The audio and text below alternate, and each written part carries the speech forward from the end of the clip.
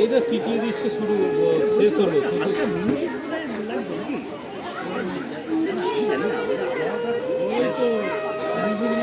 বাজাচ্ছে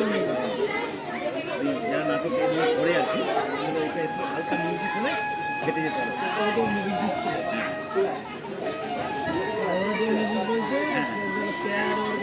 বেশি আওয়াজ দিলে না ওদের ওখানে আবার ইয়ে হবে।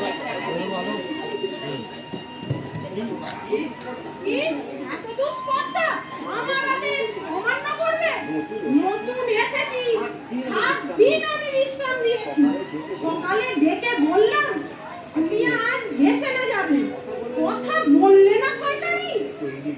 কে রান্না করেছে আজ? আমি করেছি মা। তুমি করেছো? কেন করেছো? তোমাকে আমি বলিনি আজ বড় বউ ভেসেলে যাবে? কি হলো বলিনি তোমাকে? চুপ করে আছো যে? বলিনি তুমি ভেসেলে যাবে না? বলেছিলেন। তাহলে আমি দিদিকে ডাকতে গেলাম, ঘরের দরজা বন্ধ, সাড়া দিলে না। তখন বাধ্য হয়ে নিজেই। ঘরের দরজা বন্ধ কেন? সে তো যেদিন বাড়িতে এসেছে সেদিন থেকেই যখনই গেছি দেখেছি ঘরের দরজা বন্ধ। দিও ঘরে? হ্যাঁ মা, সমস্ত দিন ওই ঘরে বন্দি থাকে, সারা শব্দ পাওয়া যায় না। আমার মনে হয় টুকটাক করে। টুকটাক? হ্যাঁ দিদি, ডাকিনি বিদ্যা জানে ওর মা, ওর বাবাকে তো ভেড়া বানিয়ে রেখেছে। আমার মনে হয় তন্ত্রমন্ত্রে সাধনা করছে ওই নদীকে নিয়ে। খেতেও বেরোয় না? না মা। অবাক কাণ্ড! ভাবছে তাহলে কি? স্টোভটা নিয়ে গেছে, তাতেই সেদ্ধ ভাত করে খাচ্ছে বোধহয়। আর চালটা? এই ঘর থেকেই নিয়েছে, না হলে আর পাবে কোথায়?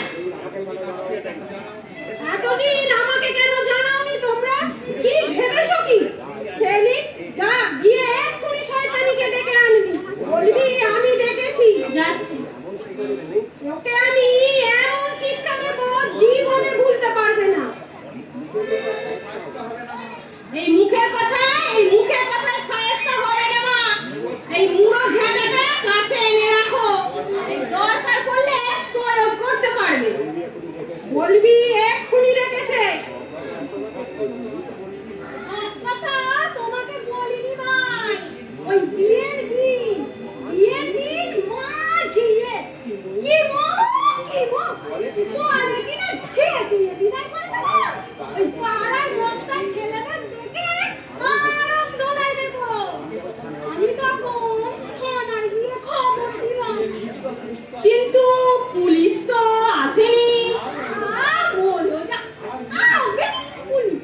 ওই দুর্গার বাপকে ডেকে শাসিয়ে দিয়েছে না, বলেছে যদি কোনো গোলমাল হয় ওই ফাঁসিতে ঝুলিয়ে দেবে।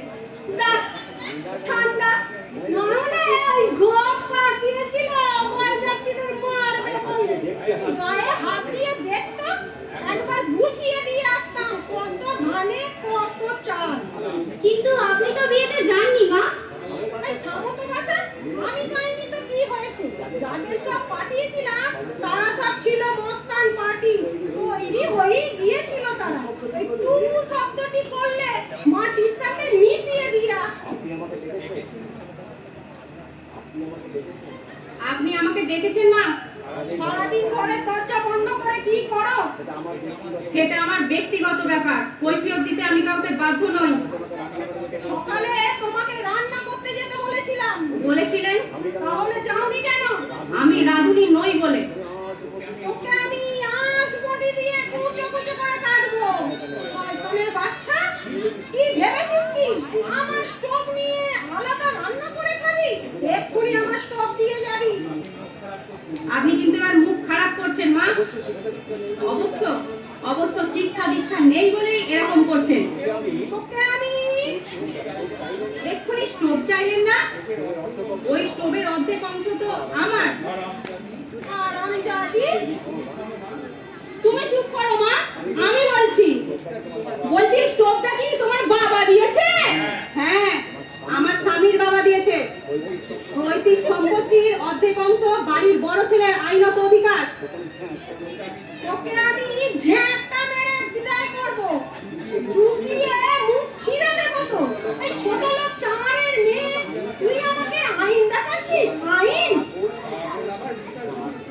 পাগল আমার বিশ্বাস হচ্ছে ভাব পায় নাকি? এই পাগলে পাগলে কি না বলে, আচ্ছা বলে কি না খায়। আমার হুকুম, বিকেলে আজ রান্না করতে যাবি। এই তোর বাপ 10টা ঝিম চাকর দেন। ওই ছোট লোকটাকে হাতের কাছে পেতে মারবা, তার গালে একটা চড় মারবা। আপনি কিন্তু এবার মাথা ছাড়িয়ে যাচ্ছেন মা, মুখ আমারও আছে, বলে দেখ না, বলে দেখ। এই লাঠি মেরে তোর মুখটা যদি আমি ভেঙে না দিয়েছি, আমি বাপের বেটি নই।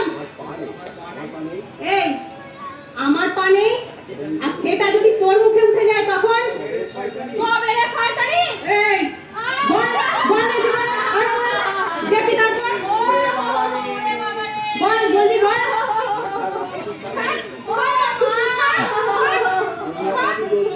এই হোমিওপ্যাথি ডোজ দিলাম, বেশি বাড়াবাড়ি করে না, অ্যালোপ্যাথি ডোজ দেবো।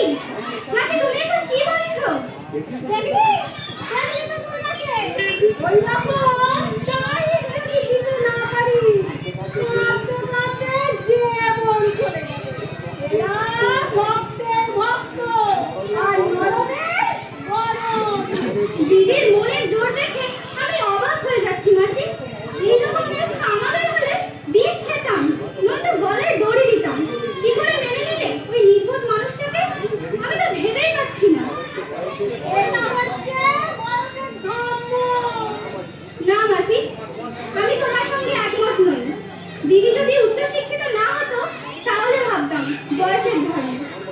আমার মনে হয় দিদির মধ্যে এমন একটা ঐশ্বরিক শক্তি আছে যাতে অসুন্দরকে সুন্দর করে নেওয়ার ক্ষমতা আছে। এমন ছোট লোক একটু চা পর্যন্ত দিলে না। সুহাসিনী কবে এসে টাকা নিয়ে গেল? গিন্নি যে বললো দুজনের টাকা দিতে গেছি। কি জানি বাবা, সত্যি বললে না মিথ্যে বললে? ওই সুহাসিনীর হাতে টাকা পড়লে তো। নগর মাঝে। ও দিদি, তুমি কখন এলে? বেলা 12টার সময়। একেবারে খাওয়ার সময়। তা খুব সাজিয়ে চল। কি বলো?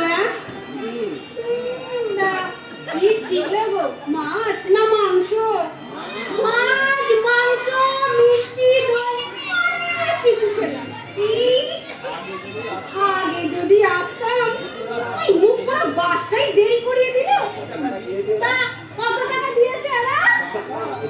টাকা কই দেয়নি তো। গিন্নি যে বললো দিয়েছে।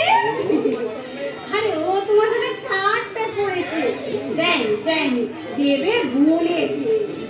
আর যদি আমি প্রমাণ দিতে পারি দিয়েছে, তাহলে আমি তোমার জুতো মুখে নিয়ে চলে যাবো। এসো এসো, প্রমাণ দিচ্ছি। যা, তুমি যাও না, আমি আসছি মানে এই দুর্গার সঙ্গে একটু দেখা করে আসি। যদি পালাবার চেষ্টা করো ভালো হবে বলে দিলাম। মরে গেলে ওই চিতায় গিয়ে টাকা আদায় করে আনবো। আমার হকের টাকা মেরে খাবে এমন বেটা বেটি আজও জন্মায়নি।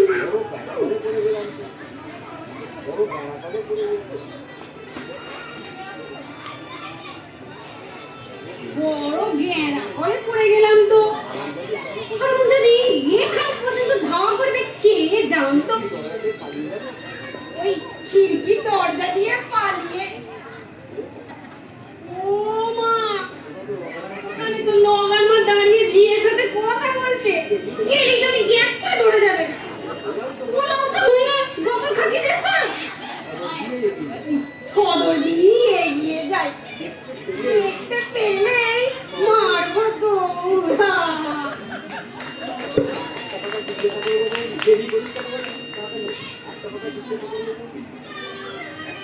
কথা জিজ্ঞাসা করবো বৌদি? কি কথা ভাই? ঘরের দরজা বন্ধ করে সারাদিন কি করছো তুমি? সব সাধনা করছি। যা, তাই আবার হয় নাকি? সব মানে তো মরা। হ্যাঁ, মরামি তোকে জীবিত করবার সাধনা করছি আমি। তবে বলতে দ্বিধা নেই, খুব ভালো সাড়া পেয়েছি আমি। মনে হয় এবার দুঃখ রজনীর অবসান ঘটবে। আমার জীবনে দেখা দেবে নবীন সূর্যোদয়। আমার খেয়ালি আমার মাথায় ঢুকছে না বৌদি। একটু পরিষ্কার করে বলো তো। তোমাকে কি আমি বিশ্বাস করতে পারি? হ্যাঁ, এই আমি তোমাকে ছুঁয়ে শপথ করছি বৌদি, কারো কাছে আমি বলবো না। শোনো তবে, তোমার অভিদাকে আমি লেখাপড়া শেখাচ্ছি। কি বলছো বৌদি? হ্যাঁ ভাই, ওর মধ্যে সব কিছু আছে। শুধু ওর বুদ্ধিবৃত্তিটাই একটু ভোঁতা। একটা শব্দ 5 বার করে বলে দিতে হয় এবং শুনলে তুমি অবাক হবে। যেটা একবার মনে গাঁথা হয়ে যায় সেটা আর কখনো বলে না। আশ্চর্য ব্যাপার, মনে হচ্ছে রূপকথার গল্প শুনছি।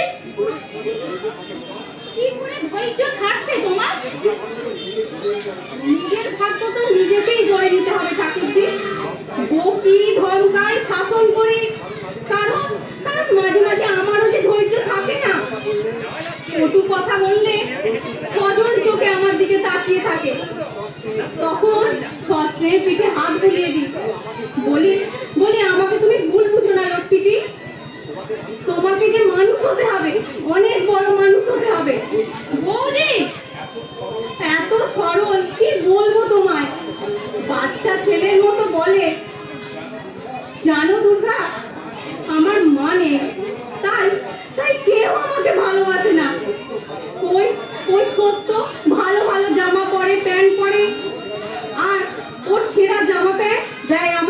করতে।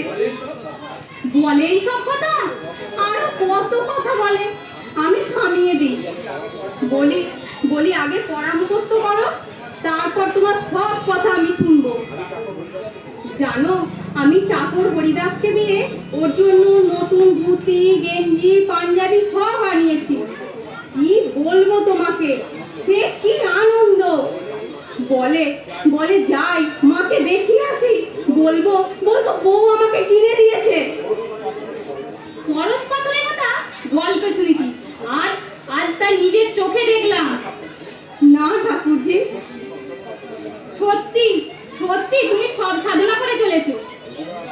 কবিরা একদিন মানুষ হবেই, 5 জনের সঙ্গে কথা বলবে, এটা ছিল তার স্বপ্নের অতীত। ডাক্তার মহিম সান্যালকে তুমি চেনো ঠাকুরজি? নাম শুনেছি। ছোটবেলায় নাকি ওকে কিছুদিন চিকিৎসা করেছিলেন, খবরটা আমি আমাদের বাড়ির পুরনো ঝি সাবিত্রীর মুখে শুনেছি। এখানে আসবার 2 দিন পরেই আমি গিয়েছিলাম মহিম বাবুর কাছে। আচ্ছা আচ্ছা, সেদিন বাড়িতে বিরাট হইচই পড়ে গিয়েছিল। কার হুকুমে নতুন বউ বাড়ির বাইরে গেল, কেন গেল, সে কি হুলুস কাণ্ড। শেষ পর্যন্ত মেসোমশাই ধমক দিয়ে শান্ত করলেন সবাইকে। আর বেশি নাচানাচি করছিল ওই ছেলেটা। হ্যাঁ, এসে আমি সব শুনেছি। তা তা কি বললেন ডাক্তার সান্যাল? বললেন চরম অবহেলার জন্য এই পরিণতি হয়েছে, তবে চিন্তার কোনো কারণ নেই। ওষুধ দিলেন আর বললেন ওর ওষুধের চেয়েও প্রয়োজন স্নেহ, মমতা, ভালোবাসা, শাসন নয়, সোহাগ। তুমি পারবে বৌদি, আমার দৃঢ় বিশ্বাস সাধনায় তুমি সিদ্ধি লাভ করতে পারবেই। তোমাদের 5 জনের শুভেচ্ছা থাকলে নিশ্চয়ই পারবো ঠাকুরজি। একটু দেখাবে বৌদি? কি দেখাবো? ওই কবিতাকে। এখনো যে কাদামাটি গেলা, মূর্তি যে এখনো তৈরি হয়নি। একটুখানি। আচ্ছা চল। চলো।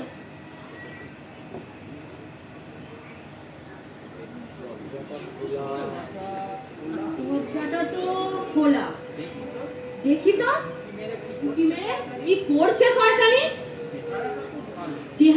চেহারাটা তো ভালোই। পাগলা স্লেট পেন্সিল দিয়ে কি লিখছে যেন। পাগলাটা আবার লিখতেও জানে। আরেকটু এগিয়ে গিয়ে দেখি তো। ও ওরে বাবা